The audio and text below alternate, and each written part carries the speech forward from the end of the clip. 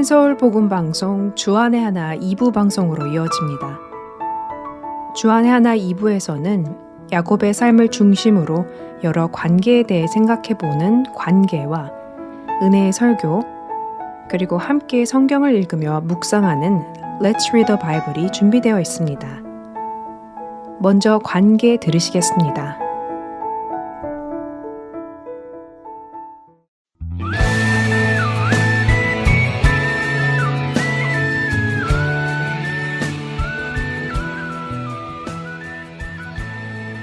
애청자 여러분 안녕하세요. 하나님과의 친밀한 관계를 만들어가기 원하는 프로그램 관계 진행의 권선영입니다. 다이아몬드 세공 과정은 여러 단계의 전문 세공인의 손을 거쳐 다듬어진다고 합니다. 정확한 비율의 58명 커팅을 통해서만 진짜 다이아몬드라는 이름을 얻을 수 있다고 하네요. 특히 같은 다이아몬드 가루를 판에 뿌려 갈아내는 과정이 가장 중요하다고 합니다. 바로 그 깎임을 통해 찬란한 빛이 사방으로 나오게 된다고 하네요. 우리 믿음도 이렇게 다듬어지는 과정이 있습니다. 하나님께서 우리를 빛의 자녀로 빚어가시기 위해 우리가 깎여지는 과정을 행하십니다. 그런데 이 다듬어짐의 과정에는 때로 우리가 이해하기 어려운 순간들도 찾아옵니다. 바로 고난이라는 이름으로 찾아오는 상황들이죠. 사실 우리의 마음은 연약해서 좋은 일이 생길 때는 하나님이 나를 정말 사랑하시는구나 라고 고백하면서도 조금만 어려운 일을 만나게 되면 하나님이 나를 사랑하지 않으시는 건 아닐까 하며 금방 흔들리기도 합니다. 그러나 성경은 고난조차 하나님의 은혜의 한 부분임을 가르치십니다. 그렇게 지금은 이유를 알 수 없어도 하나님께서 이 고난을 통해 결국 선을 이루실 것을 믿을 수 있어야 합니다. 여러분은 그 어려움을 허락하신 하나님의 뜻을 신뢰하며 그분이 그분의 뜻을 이루실 때까지 조용히 기다리며 하나님의 신실하심을 끝까지 바라볼 수 있으신가요? 예를 들어 여러분이 잘 아는 어떤 사람에 대해 좋지 않은 소문을 들었다고 생각해 보세요. 그때 만약 아니야, 그 사람은 절대 그럴 사람이 아닌데 분명 어떤 사정이 있었을 거야 라는 생각이 들며 그 사람에게 직접 그 내용을 확인하려 한다면 그것은 평소에 그 사람과 돈독한 친분이 있었고 그 사람을 신뢰하고 있기 때문일 것입니다. 그렇지만 응? 그 사람이 그런 사람이었어? 라고 들리는 소문을 믿어버린다면 그 사람과는 평소 신뢰의 관계를 쌓지 못한 것일 테고요. 사람 사이에서도 이렇듯 신뢰의 관계가 있으면 그 사람을 향한 태도와 신뢰가 흔들리지 않습니다. 하나님과의 관계도 마찬가지입니다. 늘 하나님을 가까이 하며 그분의 성품, 선하심과 신실하심을 깊이 알고 경험한 사람은 어떠한 어려움 앞에서도 믿음이 쉽게 흔들리지 않습니다. 갑작스러운 어려움이 찾아와도 그 사람의 마음속에는 이런 고백이 자연스럽게 올라옵니다. 아, 어려운 일이 일어났지만 하나님께는 분명 이유와 계획이 있으실 거야. 하나님은 선하신 분이니까 이 일도 결국 선하게 이어질 거야. 나의 부족한 믿음을 알게 해주신 주님께 감사해 라는 반응에 나올 수 있게 됩니다. 그리고 더 나아가 하나님, 왜 이런 일이 일어났나요? 하고 묻는 것이 아니라 하나님, 이 상황에서 제가 무엇을 해야 할까요? 무엇을 배우기 원하세요? 라는 자세로 문제를 바라보게 되죠. 그 아들까지 아끼지 않으시고 우리에게 주신 하나님을 안다면 우리는 우리를 향한 그분의 계획이 멸망이 아닌 생명임을 확신할 수 있습니다. 그리고 이러한 과정 속에서 우리는 우리 안에 숨겨져 있던 죄를 발견하기도 하고 그 죄를 내려놓고 회개의 자리로 나아가기도 합니다. 그리고 때로는 그런 과정들이 내 속에 그리고 내 삶에 필요 없는 것들을 깎아내는 고통을 수반하기도 합니다. 그러나 이 모든 과정을 통해 우리는 주님을 향한 믿음이 더 깊고 견고해지는 은혜를 경험하게 됩니다. 생각해보면 우리의 신앙이 흔들리는 이유는 고난의 크기 때문이 아니라 하나님과의 신뢰의 관계가 깊이 쌓아지지 않았기 때문입니다. 지난 시간에 창세기 43장을 보며 야곱이 막내 베냐민을 애굽으로 보내는 장면을 보았습니다. 야곱은 자신이 사랑했던 요셉을 잃고 마지막 남은 희망 같았던 베냐민까지 떠나보내야 하는 일이 생겼죠. 그 마음 아픈 자리에서 그는 결국 하나님을 의지하는 새로운 믿음의 길을 걷게 되었고 그 순간에 그는 온전히 하나님만을 따르는 믿음을 고백할 수 있었고 하나님의 자녀 이스라엘이라 불러지게 된 것입니다. 어떻게 그가 그렇게 자신의 힘을 내려놓고 하나님을 신뢰하는 믿음으로 자라나게 되었을까요? 하나님께서는 야곱을 그 자리까지 어떻게 빚어가셨을까요?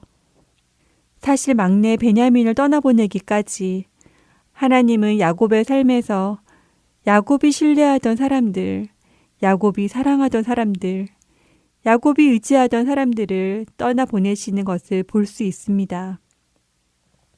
특별히 창세기 35장에는 베델로 돌아온 야곱에게 자신을 어릴 적부터 할머니처럼 돌보아 주었던 어머니 리브가의 유모 드보라의 죽음이 기록되어 있고 얼마 후에는 베델에서 에브라스로 가는 중에 사랑하는 아내 라헬이 베냐민을 낳다가 길에서 죽음을 맞이하는 장면이 기록되어 있습니다. 그리고는 헤브론에 도착했을 때 그의 아버지 이삭의 죽음을 기록하고 있죠. 창세기 35장은 야곱이 사랑하던 사람들이 하나씩 떠나가는 장면을 기록합니다. 어찌 보면 하나님께서 너무 가혹하신 것처럼 보이기도 합니다. 꼭 이렇게까지 하셔야 하는지 의문이 들기도 합니다. 그러나 이 모든 일은 하나님께서 야곱을 사랑하시기에 일어나는 일입니다. 우리가 하나님을 신뢰할 수 있다면 이해할 수 없는 일 속에서도 하나님의 선하심과 신실하심을 믿게 됩니다.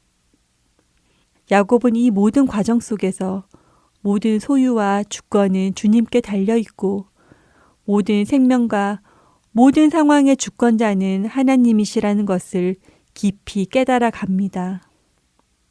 그리고 자신이 쥐고 있던 자신이 사랑하는 마지막 존재 베냐민을 보내야 할 때 비로소 이런 고백을 하게 되지요. 전능하신 하나님께서 그 사람 앞에서 너희에게 은혜를 베푸사 그 사람으로 너희 다른 형제와 베냐민을 돌려보내게 하시기를 원하노라. 내가 자식을 잃게 되면 이르리로다. 창세기 43장 14절의 말씀입니다. 베냐민을 하나님께 맡긴다는 그의 고백이며 하나님의 선택이 비록 자식을 잃는 것이라 하더라도 하나님의 그 선택을 받아들이겠다는 의미입니다. 야곱은 상실과 고난 속에서 자신의 계획을 내려놓고 하나님을 신뢰하는 사람으로 빚어졌습니다. 그리고 하나님은 그 과정을 통해 야곱을 야곱에서 이스라엘로 만들어 가셨습니다. 고난은 야곱을 부수기 위한 것이 아니라 하나님의 사람으로 세우기 위한 도구였습니다. 우리 인생에도 하나님의 손길이 있습니다. 우리의 부족한 부분을 깨닫게 해주시고 고쳐주시고 점점 예수님을 닮아가는 성도로 빚어가시는 주님의 손길이 있습니다. 인생의 가장 절망의 순간에 가장 신실한 하나님을 보게 되었던 경험이 우리 인생 곳곳에 새겨져 하나님을 향한 신실한 믿음이 더욱 자라나길 원합니다. 관계, 여기서 오늘 순서 마치겠습니다. 안녕히 계세요.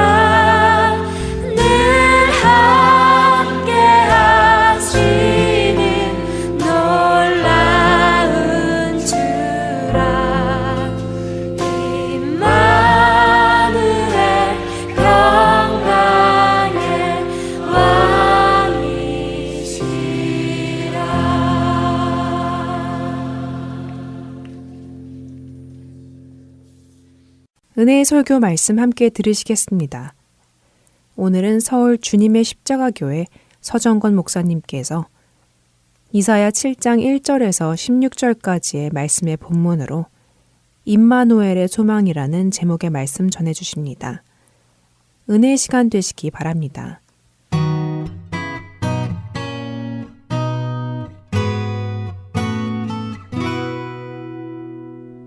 하나님의 말씀은 이사야서 7장 1절로부터 16절까지 우리가 함께 이사야서 7장 구약 975면 이사야서 7장 1절로부터 16절까지 말씀 우리가 한 절 한 절씩 우리가 돌아가면서 봉독해 드리겠습니다. 우시야의 손자여 요담의 아들인 유다의 아하스 왕 때 아람의 르신 왕과 르말리아의 아들 이스라엘의 베가 왕이 올라와서 예루살렘을 쳤으나 능히 이기지 못하니라. 어떤 사람이 다윗의 집에 알려 이르되 아람이 에브라임과 동맹하였다 하였으므로 왕의 마음과 그의 백성의 마음이 숲이 바람에 흔들림 같이 흔들렸더라. 그때 여호와께서 이사야에게 이르시되 너는 네 아들 수알야숲은 윗못 수도 끝 세탁자의 밭 끝길에 나가서 아하스를 만나 그에게 이르기를 너는 삼가며 조용하라. 르신과 아람과 르알만 아들을 심히 노할지라도 이들은 연기나는 두 부직갱이의 그루터기에 불과하니 두려움하지 말며 낙심하지 말라.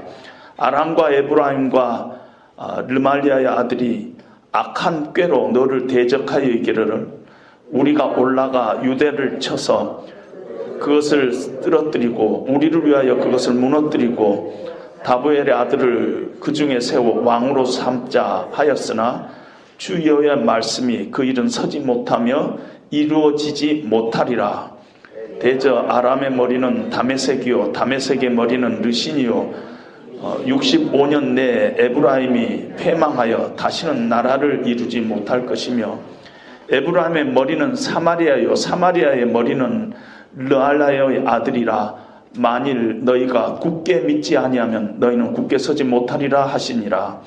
여호와께서 또 아하스에게 말씀하여 이르시되 너는 네 하나님 여호와께 한 징조를 구하되 깊은 데서든지 높은 데서든지 구하라 하시니 아하스가 이르되 나는 구하지 아니하겠나이다. 나는 여호와를 시험하지 아니하겠나이다 한지라. 이사야가 이르되 다윗의 집이여 원하건대 들을지어다. 너희가 사람을 괴롭히고자 그것을 작은 일로 여겨 또 나의 하나님을 괴롭히려 하느냐. 그러므로 주께서 칭히 징조를 너희에게 주실 것이라. 보라 처녀가 잉태하여 아들을 낳을 것이요 그의 이름을 임마누엘이라 하리라. 그가 악을 버리며 선을 택할 줄 알 때가 되면 엉킨 젖과 꿀을 먹을 것이라.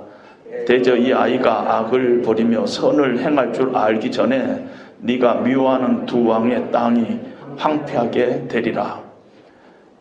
같이 읽겠습니다. 여호와께서 에브라임이 유대를 떠날 때 당하여 보지 못한 날을 너와 내 백성과 내 아버지 집에 임하게 하시리니 곧 아수르 왕이 오는 날이니라. 이사야가 지금 예언하던 이 시절은 암흑의 시대였어요. 두려움과 걱정의 시대였어요. 하나님의 백성들이 하나님을 믿고 하나님을 의지하기보다는 세상을 더 의지하고 신뢰하는 그런 불신의 시대였어요. 그런데 이사야는 소망의 선지자라고 합니다. 이런 시대 상황 속에서 이사야는 어떻게 소망의 메시지를 전할 수 있었는가? 그리고 이사야가 소망을 가졌던 그 이유는, 그 근거는 과연 무엇인가? 특별히 우리가 지금 소망의 메시지가 필요한 이런 시점에 우리가 있는데 우리에게 지금 이사야 메시지는 어떻게 적용할 수 있는가? 이런 생각으로 오늘 말씀을 준비했습니다. 오늘 그 본문의 역사적인 배경은 전쟁입니다. 전쟁 중에 있어요. 주전 730년경에 이 얘기인데요. 솔로몬 왕이 죽고 나서 이스라엘이라는 나라가 두 남북으로 나눠졌습니다. 그래서 우리는 북이스라엘 혹은 북에브라임이라 그리고 남쪽을 유다라 그렇게 부릅니다.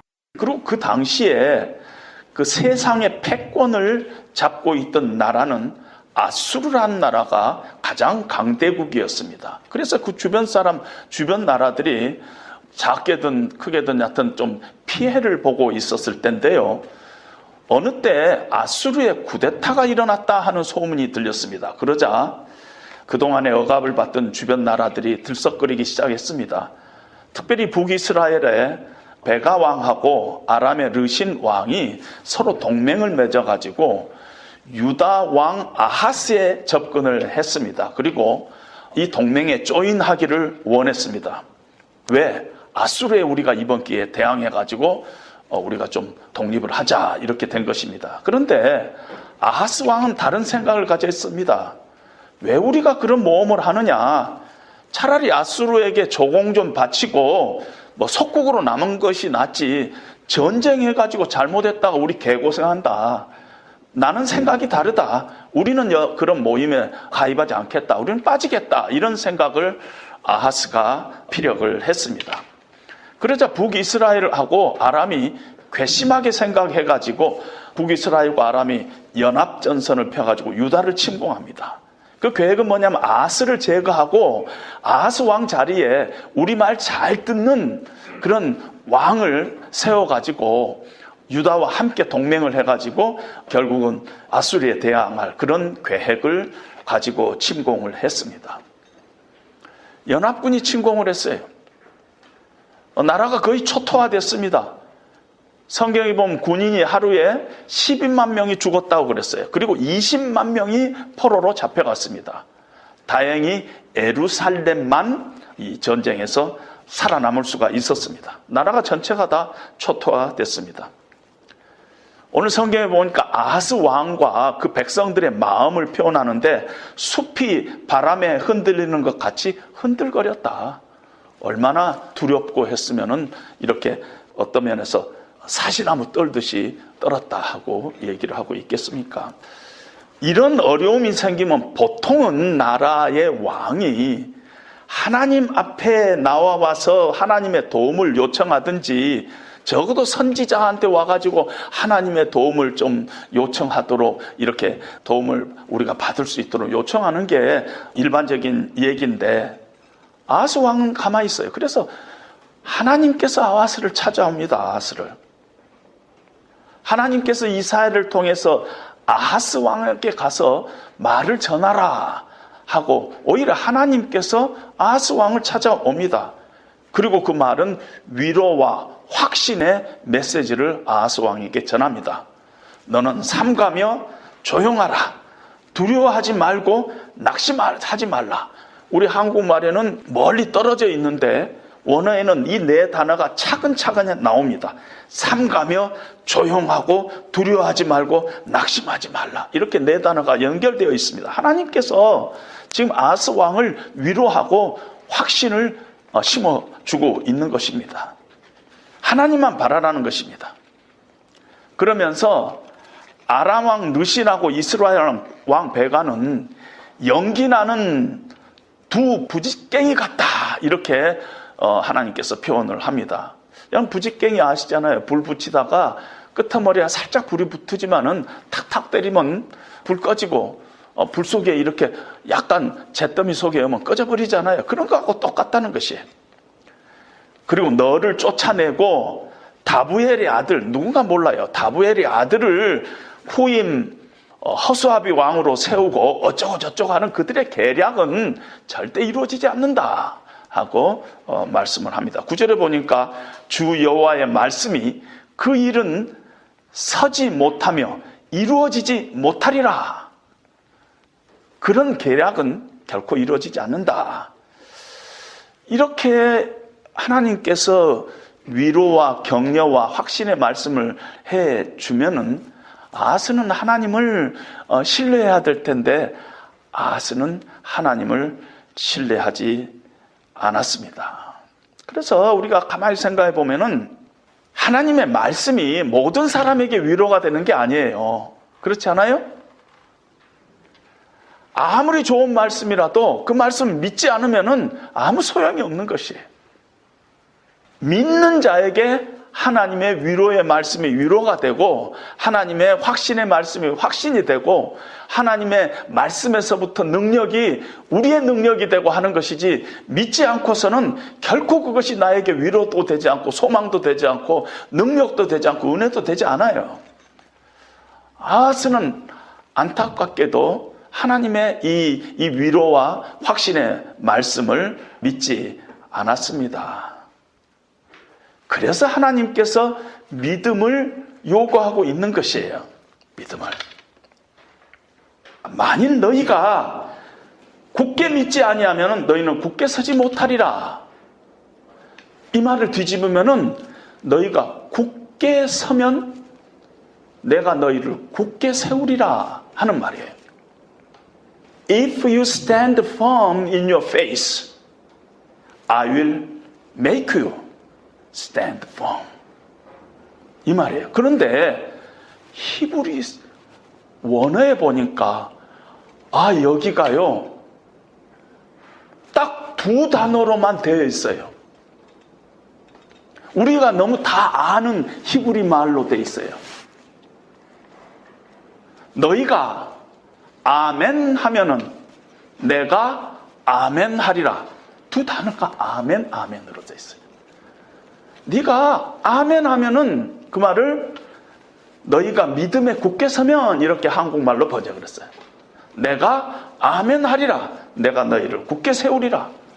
아멘 하면 내가 아멘 하리라. 이렇게 돼 있습니다.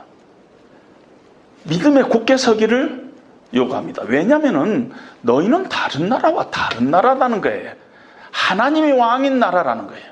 하나님의 나라라는 거예요.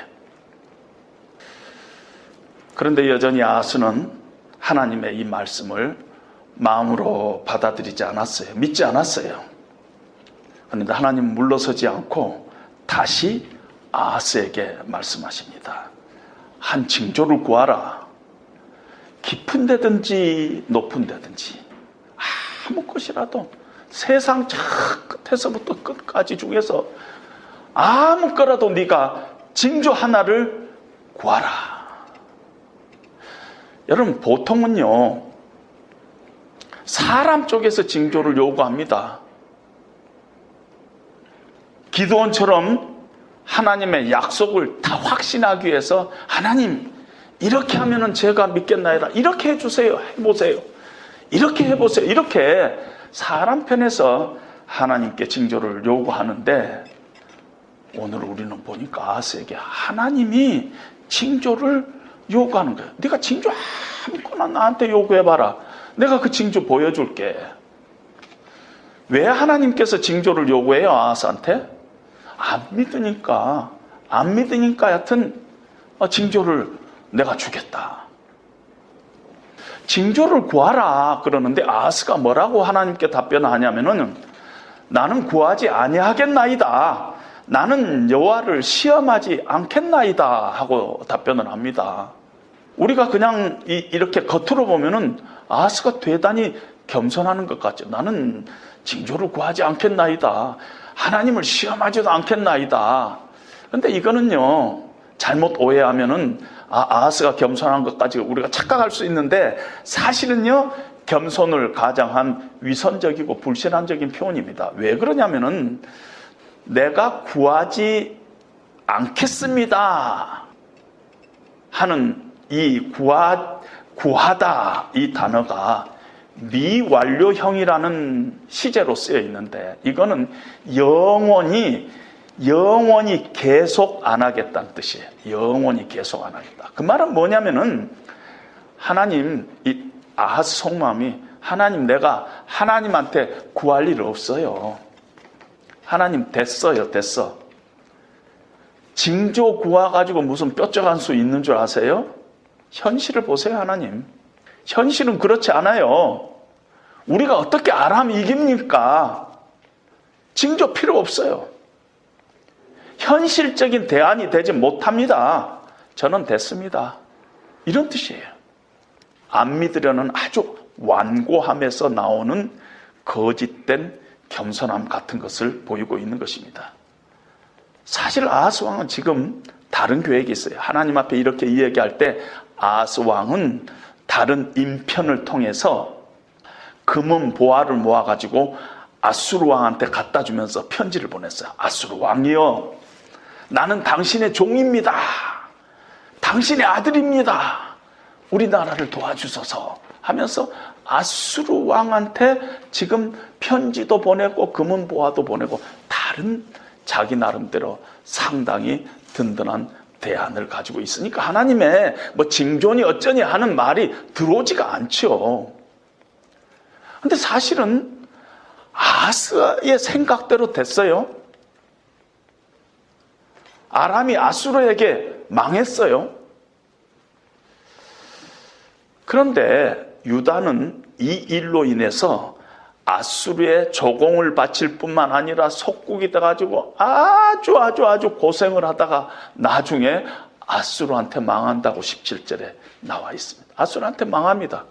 근데 그 망할 때 이 성경 여러분 그 후로 17절 이하로 보면은 뭐 수염이 다 깎이면서 머리털과 발털을 다 밀면서 이 망했어요. 그러니까 이 말이 실제 수염을 깎았다는 얘기가 아니라 굉장히 수치를 당했다는 것입니다. 아수르한테. 근데 사실은 아하스가 그냥 이스라엘의 악한 왕이다 이렇게만 볼 게 아니라 아하스가 사실은 우리들의 모습이에요. 우리들의 모습. 하나님은 전능하신 하나님이라고 우리가 늘상 입술로 고백하면서 현실적인 문제에 부딪히면은 하나님 앞에 나가지 않아요. 오히려 다른 대안을 마음속에 갖고 있는 아하스의 모습이 바로 우리들의 모습이 아닌가 그런 생각을 합니다. 이해할 수 없는 하나님의 은혜와 사랑을 우리가 받아서 이제 하나님의 말씀을 순종해야 되는 우리 하나님의 아들, 딸인데도 불구하고 말씀이 현실적인 대안이 되지 못한다고 늘 마음속으로 생각합니다. 그래서 어려운 일이 생기면은 하나님 앞으로 나가기보다는 체질적으로 아수르의 도움을 구하고 있는 것이 우리들의 모습이지 않아요? 우리들의 모습 속에서 아하스의 모습이 보인다는 것입니다. 이런 아하스지만은 하나님께서 여전히 포기하지 않으시고 친히 징조를 하나님께서 주십니다. 왜냐하면 이 집이 다윗의 집이기 때문에, 하나님의 백성이기 때문에 친히 하나님께서 징조를 주시는데 7장 14절입니다. 그러므로 주께서 친히 징조를 너에게 주실 것이라. 보라, 처녀가 잉태하여 아들을 낳을 것이요 그의 이름을 임마누엘이라 하리라. 근데 이 말씀이 우리가 다 아는 마태복음에서 그대로 이루어지고 있죠. 주의 사자가 요셉에게 나타나서 다윗의 자손 요셉아, 네 아내 마리아가 아들을 낳으리니 이름을 예수라 하라. 그가 자기 백성을 그들의 죄에서 구원할 자이심이라. 이 모든 일이 된 것은 주께서 선지자 이사야 선지자로 하신 말씀, 이사야 7장 14절 말씀을 이루려 하심이니 이르시되 보라, 처녀가 잉태하여 아들을 낳을 것이요 그의 이름을 임마누엘이라 하리라. 이 이사야서 7장 14절이 마태복음 1장 21절에서 23절에서 그대로 이루어졌다 하는 것을 우리에게 성경은 보여주고 있습니다. 히스기야 시대 때 아수르가 침략해 왔을 때 히스기야가 참 이제 우리나라가 망했구나 이런 절망적인 상태를 표현할 때 이사야서 37장 3절에 보면은 오늘은 환난과 책벌과 능욕의 날이라 아이를 낳으려 하나 해산할 힘이 없는 것 같구나 이렇게 표현을 하고 있습니다. 임산부의 입장에서 보면은 아들을 잉태하고 낳으면은 산고 끝이에요. 끝, 고생 끝이에요.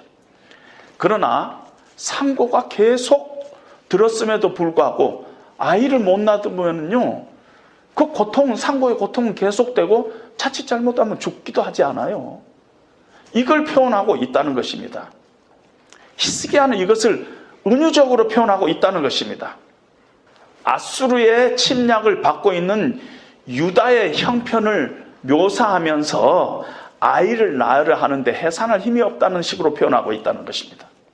그래서 여인이 아들을 잉태하고 낳으면은 고생 끝, 전쟁 끝, 유다 구원 이런 뜻이라는 것이.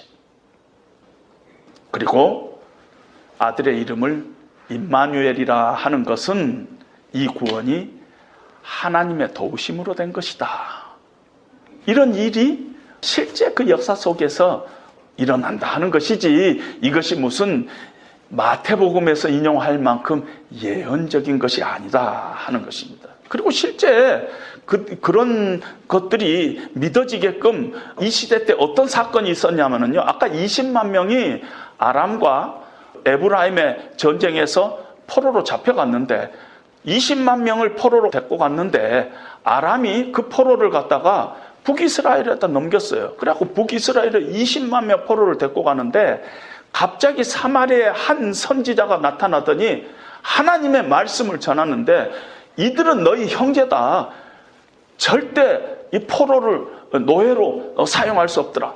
돌려보내라. 그랬더니 북이스라엘 사람들이 감동을 받아가지고 하나님의 그 선지자의 말에 감동을 받아가지고 그들을 다 씻기고 새 옷을 입히고 머리에 기름을 바르고 수레에다 실어가지고 유대까지 20만 명을 보내는 일이 있어요. 이건 하나님이 아니고서는 할 수 없는 일들이 일어난 것이 봐라 하는 얘기인 것입니다. 그런데 저는 여기에 동의하지 않습니다. 왜냐하면 비유적인 표현으로만 보기에는 구체적인 한 인물을 우리가 떠올릴 수밖에 없는 그런 정황과 요소들이 이 안에 있다는 것입니다. 아하스 당시의 상황으로만 국한시키기 어려운 신비한 요소들이 있다는 것입니다. 심지어는 그 요소들이 모호하고 불명확한 비유적인 차원을 넘은 어떤 실제적인 한 인물을 얘기하고 있다는 것입니다.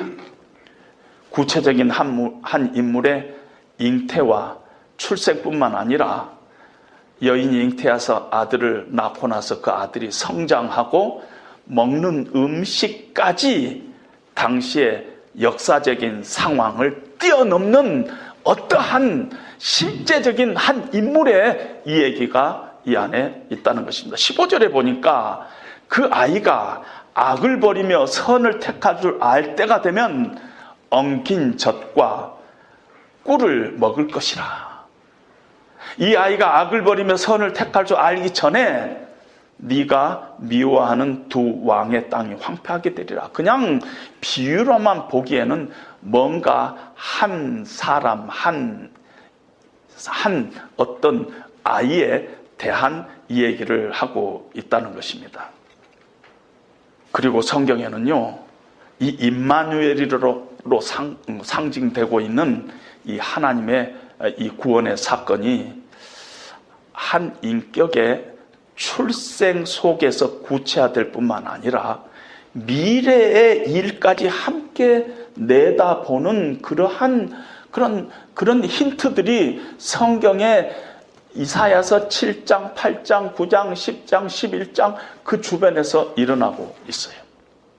그 중에 한 가지 예가 9장 6절이에요. 한 아이가 우리에게서 낳고 한 아들을 우리에게 주신 바 되었는데 그의 이름은 기모자라, 모사라, 전능하신 하나님이라, 영존하신 아버지라, 평강의 왕이라 할 것입니다. 만군의 여호와의 열심히 이를 이루리라. 이사야의 이 예언이 그냥 단순한 어떤 비유적인 얘기가 아니라 미래에 나타날 어떤 그 사건, 그 인물이 어떤 의미를 갖고 있는가를 우리에게 보여주고 있다는 것입니다. 이 이사야의 이 예언이 마리아에게서 사실은 성취됐어요. 하나님이 친히 주신 그 징조는 바로 예수님이었어요. 예수님이었어요. 임마누엘이라고 이름하는 그 한 아이를 통해서 하나님께서 미래의 세상을 구원할 일로 오늘 이 증표를 주고 있다는 얘기인 것입니다. 말씀을 이제 마치려 합니다. 우리에게는 유다가 싸웠던 시리아 에브라임보다 더 무서운 세력이 있잖아요. 우리의 존재를 근원부터 무너뜨리려고 하는 죄의 세력이 있어요. 사망의 세력이 있어요. 마귀의 세력이 있어요. 그 세력부터 우리를 구원하시는 하나님의 사랑의 징표가 임마누엘 예수 그리스도라는 거예요. 우리를 구원할 징표로 하나님께서 오래전에 이사야 선지자를 그 시대의 정황 속에서 우리에게 주시고 있습니다. 그리고 이 스토리의 배후에 하나님이 계시는데 하나님의 아픔을 우리가 느낄 수 있고요. 하나님이 얼마나 이 일을 행하실 때 괴로워했는가, 고통했는가. 하나님의 이 고통이 호세아 선지자를 통해서 계시된 고통하는 하나님에서 우리는 더욱더 깊게 알 수 있고요. 십자가에서 그 고통이 무엇인가 구체적으로 보이신 그 하나님의 우리가 고통을 오늘 이사야서 7장에서 느낄 수가 있습니다. 하나님의 오래 참으심, 하나님의 포기하지 않은 하나님의 사랑, 그리고 이 일을 하나님의 열심히 이루었다는 것이에요. 그런데 하나님은요, 전능하신 하나님, Almighty God라고 표현하고 있잖아요. 여러분, 하나님은 전능하시면은요, 열심 낼 필요 없어요. 열심 안 내도 그냥 돼요. 전능하신 하나님이기 때문에 말 안 해도 돼요. 말하면 물론 당연히 되고요. 근데 하나님께서 열심까지 낼 필요가 없는데 우리를 구원하시는 그 일에 하나님께서 열심을 냈다 하고 표현을 하고 있습니다. 우리는 그 하나님을 봐야 합니다. 특별히 소망이 없는 것 같은 우리의 그 불안한 현실이지만은 사실은 우리에게 소망이 있어요. 왜냐하면은 그 소망의 징표가 우리에게 있기 때문에, 그분이 예수님이기 때문에. 그 징표는요, 결코 우리를 포기하지 않겠다는 징표예요. 우리를 고와 같이 버려두지 않겠다는 징표예요. 우리를 반드시 하나님에게 돌아오게 하겠다는 그런 징표예요. 마침내 하나님께서는 우리를 복주시겠다는 징표예요. 결국은 우리의 삶을 형통하게 만들겠다는 징표예요. 내가 세상 끝날까지 너희와 함께 하리라는 그런 약속의 징표예요. 그 이름이, 그 징표가 바로 예수 임마누엘인 것입니다. 사실은 하나님이 우리와 함께 하시면은, 예수님이 우리와 함께 하시면은 상황 끝이에요. 상황 끝이에요. 절망 끝이에요. 걱정 끝이에요. 소망 시작이에요. 우리 영적인 눈으로 바라보면은 절망할 수밖에 없는 이런 상황 가운데서 정말 예수님이, 내가 예수님만 붙잡고 있으면은 그것이 소망이라는 것입니다. 어느 때보다 하나님의 포기하지 않은 사랑을 우리가 이 시즌에, 이 축복의 계절에 상기하면서 임마누엘의 축복이 경험되는 그런 성찰적 시즌이 되기를 주님의 이름으로 축원드립니다.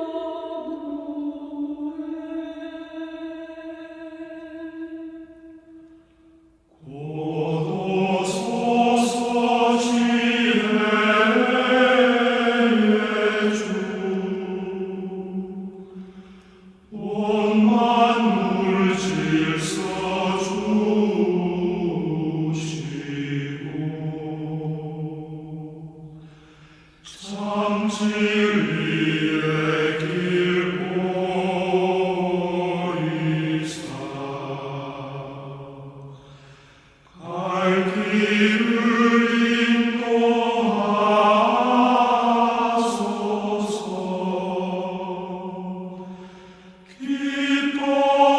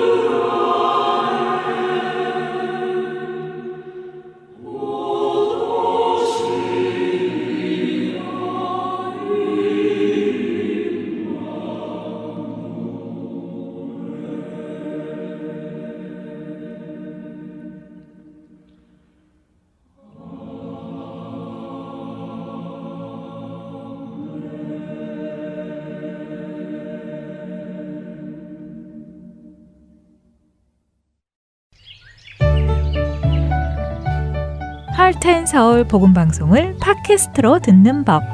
지금 여러분이 가지고 계시는 스마트폰은 두 가지 종류입니다. 아이폰과 안드로이드인데요. 안드로이드 폰을 가지고 계신가요?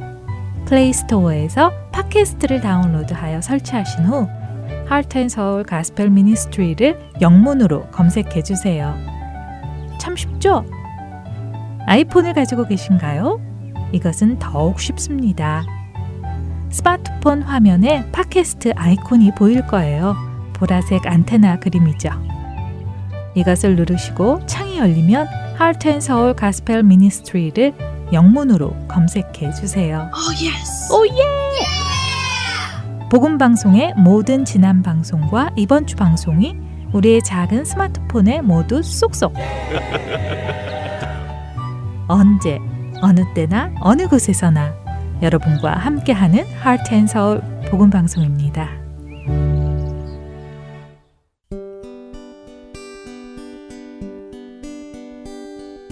기쁜 소식 사랑으로 밤때까지 전하는 하트앤서울.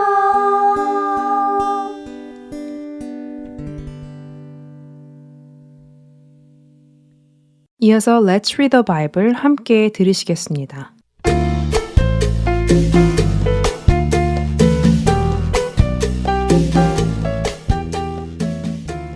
애청자 여러분 안녕하세요. Let's Read the Bible 진행의 이세진입니다.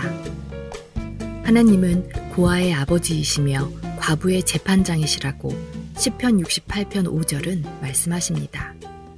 그것은 하나님이 고아와 과부를 특별히 보호하신다는 말씀이기도 합니다. 왜 하나님은 고아와 과부를 특별히 보호하실까요? 그것은 그들이 사회적으로 약자들이기에 그렇습니다. 사실 요즘은 고아들도 스스로 살아가려 노력하고 과부들도 스스로 살아갈 힘을 준비하지만 성경시대의 고아와 과부들은 다른 사람의 도움이 없이는 살 수 없는 사람들이었습니다. 그렇기에 하나님은 고아와 과부를 돌보라는 계명을 여러 곳에서 주시죠. 출애굽기 22장 22절에서 24절에 너는 과부나 고아를 해롭게 하지 말라. 내가 만일 그들을 해롭게 함으로 그들이 내게 부르짖으면 내가 반드시 그 부르짖음을 들으리라.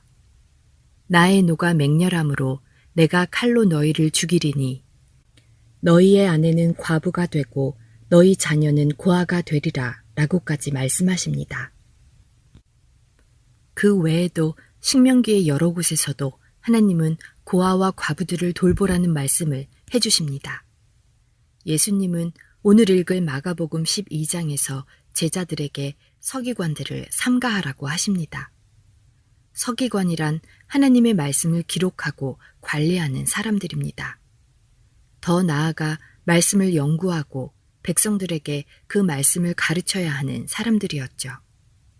그렇기에 서기관들이라면 하나님의 말씀을 일반 백성들보다 더 잘 알아야 했고 더 잘 알기에 더 잘 지켜야 했습니다. 하지만 예수님은 그들이 고아와 과부들을 보호하라는 하나님의 말씀을 잘 알면서도 오히려 과부의 가산을 삼키는 자들이라고 경고하십니다. 당시 과부들은 남편이 죽은 후에 남편이 남기고 간 유산을 가지고 살 수밖에 없었습니다. 스스로 일을 할 수도 없었고 다른 경제활동을 할 수도 없었죠. 그런데 서기관들이 하나님의 말씀을 악용하고 과부들을 속여 그들의 남편이 남기고 간 유산을 자신들의 것으로 만드는 악행을 벌였던 것입니다. 마가복음 12장에는 두 렙돈을 헌금하는 한 과부의 이야기가 기록되어 있습니다. 두 렙돈은 오늘날 미국 돈으로 약 20센트 정도의 가치가 있던 돈입니다. 그런데 그 두 렙돈이 그 과부의 생활비 전부였다고 예수님은 말씀하시죠. 서기관들이 하나님의 말씀에 제대로 순종하고 그 말씀대로 과부들을 돌보았다면 두 렙돈이 그녀의 하루 생활비 전부가 될 일은 없었습니다. 그녀의 하루 생활비 전부가 두 렙돈이라는 것은 그녀가 돌봄을 받지 못하고 있다는 것을 보여주는 것이죠. 방금 예수님이 경고하신 것처럼 서기관들이 그녀의 가산을 삼킨 것입니다. 그리고 그렇게 삼킨 가산들을 이용하여 그들은 휘황찬란한 성전을 꾸몄습니다. 그리고 그 성전을 자랑하기 바빴죠. 예수님은 하나님의 말씀에 순종하지도 않으면서 하나님의 성전을 치장하는 그들의 위선적인 모습을 기뻐하지 않으셨습니다. 하나님도 그것을 기뻐하지 않으셨죠. 그래서 예수님은 그들이 그렇게 하나님이 기뻐하시지 않는 방법으로 세운 성전이 돌 위에 돌 하나도 남지 않고 모두 무너질 것을 말씀하십니다. 그렇습니다. 사람이 세운 그 모든 것은 무너져 내릴 것입니다. 그리고 오직 하나님께서 예수님을 통해 세우신 새로운 성전, 참된 성전만이 영원하며 그 성전에서 하나님의 백성들은 하나님을 만나게 될 것입니다. 여러분은 하나님의 말씀을 읽으시고 그 말씀을 따라 살아가고 계시는지요? 스스로 점검해 보시기 바랍니다. Let's read the Bible. 마가복음 12장 38절에서 13장 2절까지의 말씀을 읽겠습니다. 예수께서 가르치실 때 이르시되 긴 옷을 입고 다니는 것과 시장에서 문안받는 것과 회당의 높은 자리와 잔치의 윗자리를 원하는 서기관들을 삼가라. 그들은 과부의 가산을 삼키며 외식으로 길게 기도하는 자니 그 받는 판결이 더욱 중하리라 하시니라.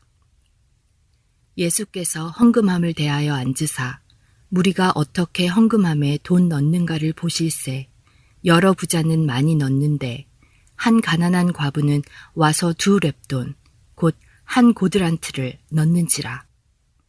예수께서 제자들을 불러다가 이르시되 내가 진실로 너희에게 이르노니 이 가난한 과부는 헌금함에 넣는 모든 사람보다 많이 넣었도다. 그들은 다 그 풍족한 중에서 넣었거니와 이 과부는 그 가난한 중에서 자기의 모든 소유 곧 생활비 전부를 넣었느니라 하시니라. 예수께서 성전에서 나가실 때 제자 중 하나가 이르되 선생님이여 보소서 이 돌들이 어떠하며 이 건물들이 어떠하니이까. 예수께서 이르시되 내가 이 큰 건물들을 보느냐 돌 하나도 돌 위에 남지 않고 다 무너뜨려지리라 하시니라. Let's read the Bible. 오늘은 마가복음 12장 38절에서 13장 2절까지의 말씀을 읽었습니다.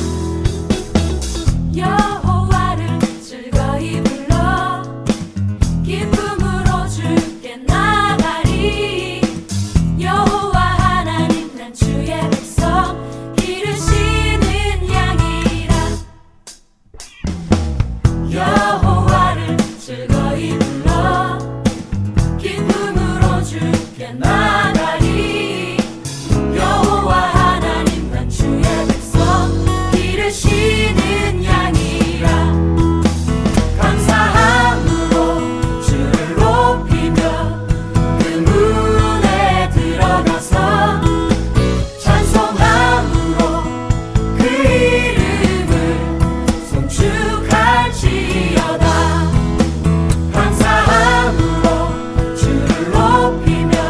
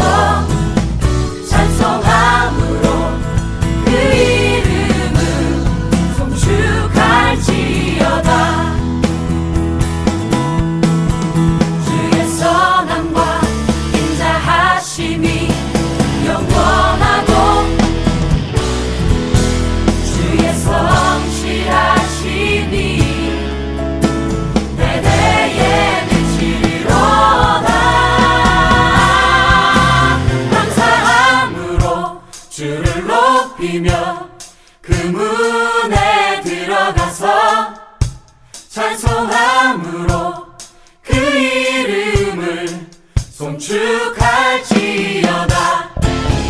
감사함으로 주를 높이며 그 문에 들어가서 찬송함으로 그 이름을 송축할지어다.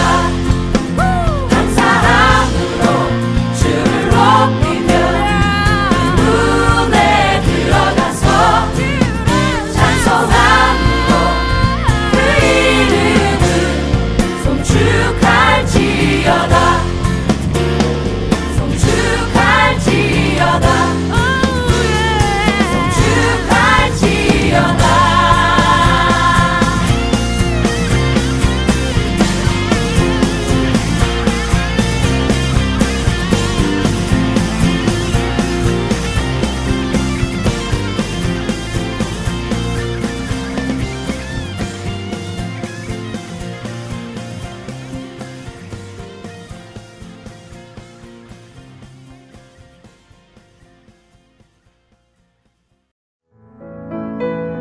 주안의 하나 2부 준비된 순서는 여기까지입니다. 계속해서 주안의 하나 3부로 이어집니다. 주님의 말씀을 더 알아가는 시간 되시길 소망합니다. 안녕히 계세요.